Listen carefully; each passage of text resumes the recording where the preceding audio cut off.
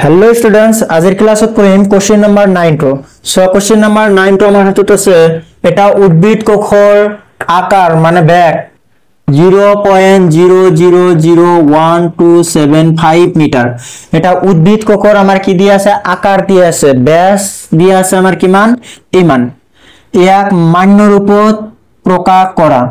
এই মানটো কি কৰিব লাগে মান্য ৰূপত দ্যাট মিন্স প্ৰামাণিক ৰূপত প্ৰকাশ কৰিব লাগে প্ৰামাণিক ৰূপ মানে কি ইয়াৰ আগৰ ক্লাছত আমি শিকাইছিলো কোশ্চেন নাম্বাৰ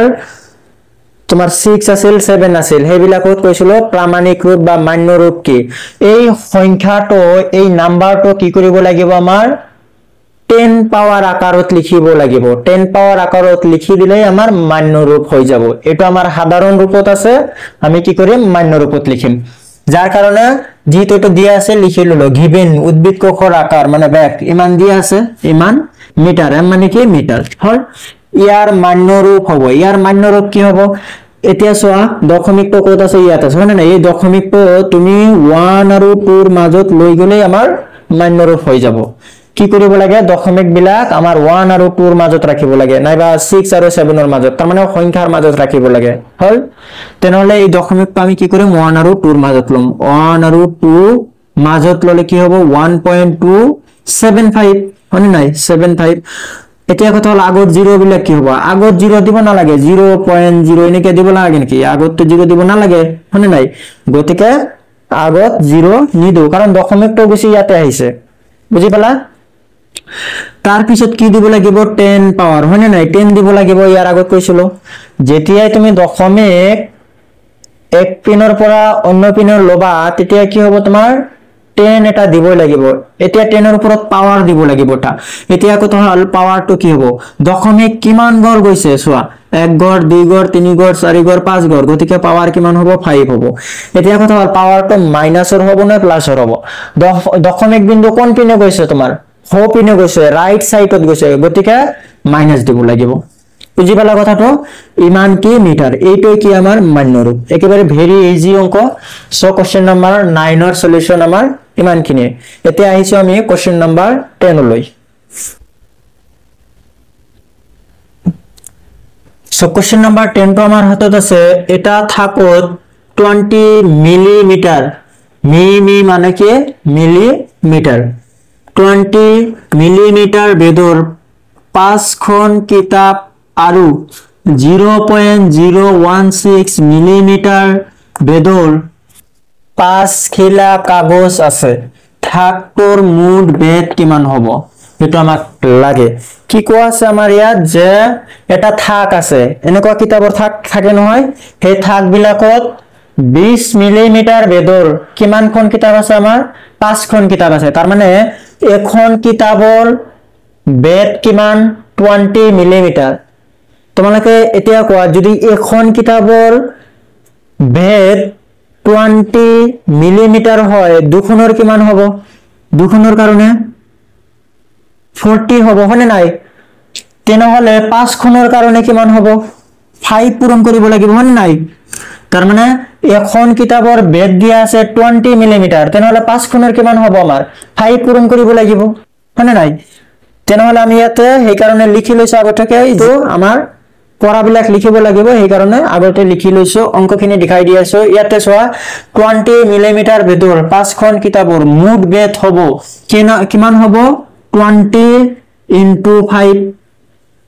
বুজি পালা এখন কিতাপৰ বেদ দিয়া আছে এইটো তেনেহলে 5 খনৰ কাৰণে কিমান হ'ব 5 পূৰণ কৰিব লাগিব তেনেহলে টোটাল মুঠ বেদ আমাৰ কিমান হ'ব 100 মিলিমিটাৰ এম মানে কি মিলিমিটাৰ এইটো তাৰ মানে মি তাৰ মানে মিলিমিটাৰ হল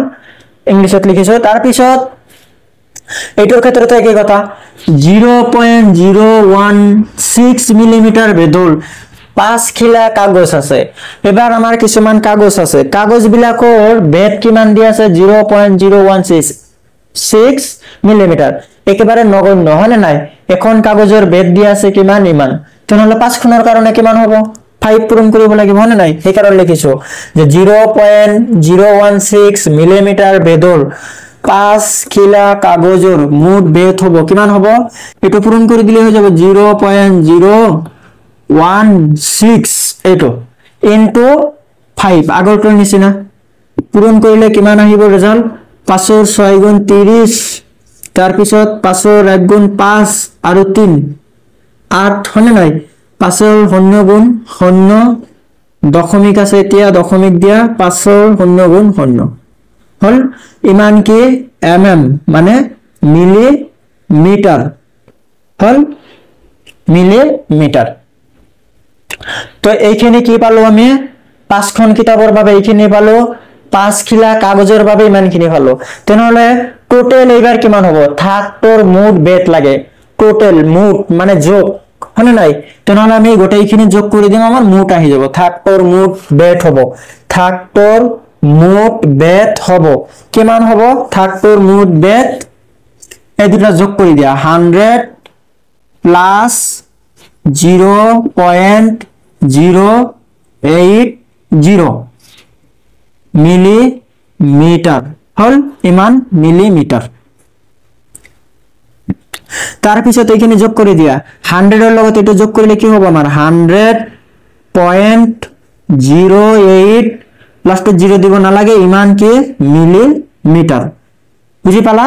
এটো বুঝি পালা নে নাই তার মানে 100 এর লগত যদি পয়েন্ট থকা বস্তু এখানে আমার গোটেইখিনি পয়েন্ট থকা বস্তু আর এটা আমার গোটা নাম্বার হনে নাই তেনহলে 100 এর লগত যদি এইখিনি যোগ কৰি দিয়া তেনহলে কি হ'ব আমাৰ এইখিনি লগত 100 এৰ পিছত অকল এইখিনি আমাৰ কি আহি যাব পয়েন্টৰ পিছত ইয়াতে 0 দিলে দিব পাৰা নিদিলেও হৈ যাব হল একে মাৰ্ক পাবা ইমান কি হ'ব আমাৰ মিলিমিটাৰ সো কোশ্চেন নাম্বাৰ 10 তো আমাৰ সলিউশন হৈ গল ইয়াৰ পৰৱৰ্তী ভিডিওত আমি আলোচনা কৰিম কোশ্চেন নাম্বাৰ 11 আৰু 11 এৰ গোটেইখিনি আমাৰ কি হয় MCQ very very important MCQ তোমালোকৰ কাৰণে এবিলাক পৰীক্ষাত সদায় আহি থাকে গতিকে আজিলৈ ভিডিওটো ইমানেই ভিডিও ভাল লাগিলে লাইক